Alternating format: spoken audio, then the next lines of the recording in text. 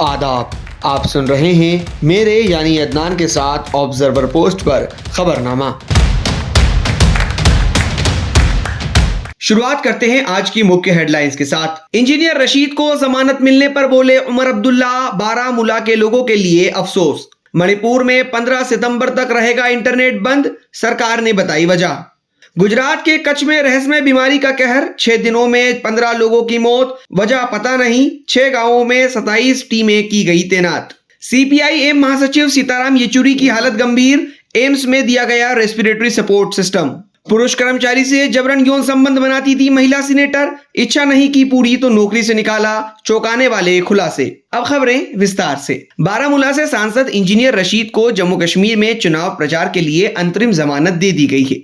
इसको लेकर जम्मू कश्मीर के पूर्व मुख्यमंत्री उमर अब्दुल्ला ने कहा, मुझे पता था कि ऐसा होगा। उमर अब्दुल्ला ने कहा, मुझे अफसोस बारामूला के लोगों के लिए है। इंजीनियर रशीद को जमानत बारामूला के लोगों की खिदमत के लिए नहीं मिली है, संसद में उपस्थित रहने और सांसद के तौर पर काम करने के लिए नहीं मिली। उन्होंने कहा, इंजीनियर रशीद को जमानत सिर्फ वोट के लिए मिली है, इसके बाद उन्हें फिर से तिहाड़ भेज दिया जाएगा। इसके बाद उत्तर कश्मीर के लोग दोबारा फिर से प्रतिनिधि के बिना होंगे। उमर अब्दुल्ला ने बताया कि महबूबा मुफ्ती ने तो खुलकर कहा है कि इंजीनियर रशीद बीजेपी के कहने पर काम कर रहे हैं। मणिपुर सरकार ने मंगलवार को एक आदेश जारी कर राज्य में अस्थायी तौर पर अगले 5 दिनों के लिए इंटरनेट सेवा पर रोक लगा दी है। इसके साथ ही मैतेई बहुल इम्फाल ईस्ट, इम्फाल वेस्ट और थोबल जिले में मंगलवार सुबह 11 बजे से अगले आदेश तक कर्फ्यू लगाया गया है। राज्य में बीती 1 सितंबर से भड़की हिंसा के बाद राजधानी इम्फाल और आसपास के इलाकों में छात्र सड़कों पर विरोध प्रदर्शन कर रहे हैं। राज्य के पुलिस प्रमुख को हटाने की मांग को लेकर छात्रों के विरोध मार्च के दौरान मंगलवार को सुरक्षा बलों के साथ झड़प हुई, जिसमें 100 से ज्यादा छात्र घायल हुए हैं। मणिपुर सरकार के गृह विभाग ने मंगलवार यानी 10 सितंबर दोपहर 3 बजे से 15 सितंबर रविवार दोपहर 3 बजे तक 5 दिनों के लिए राज्य में लीज, लाइन, विसेट, ब्रॉडबैंड और वीपीएन सेवाओं सहित इंटरनेट और मोबाइल डेटा सेवाओं को रोकने, अस्थायी रूप से निलंबित करने का आदेश जारी किया है।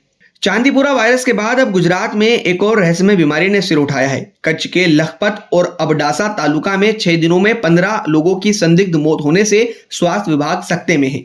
48 संदिग्ध मरीज अस्पताल में हैं, हालांकि ये पूरी तरह स्वस्थ होने की स्थिति में है। बुखार, सर्दी खांसी के बाद निमोनिया, सांस लेने में तकलीफ और मल्टी ऑर्गन फेल्यूर के कारण कुछ ही घंटों में मरीज की मौत हो जाती है।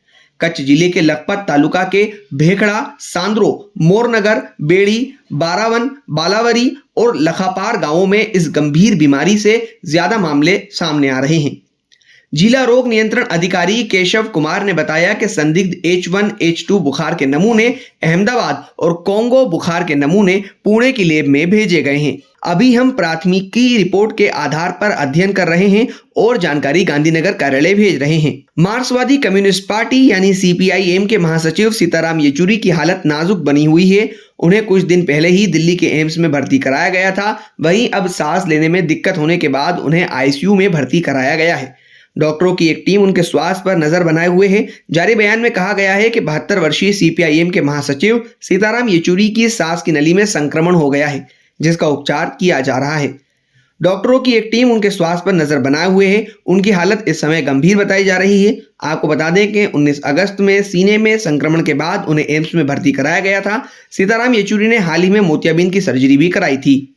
अमेरिकी राज्य कैलिफोर्निया की एक महिला सीनेटर मेरी अल्वाराडो गिल पर उनके एक पूर्व कर्मचारी ने बड़ा आरोप लगाया है। गिल के पूर्व चीफ ऑफ स्टाफ ने सेक्स गुलाम के तौर पर इस्तेमाल करने का संगीन इल्जाम उन पर लगाया है। पीड़ित ने सीनेटर के खिलाफ मुकदमा भी दायर किया है। सीनेटर की यौन इच्छाओं को पूरा नहीं करने पर दिसंबर में पीड़ित को नौकरी से निकाल दिया गया था।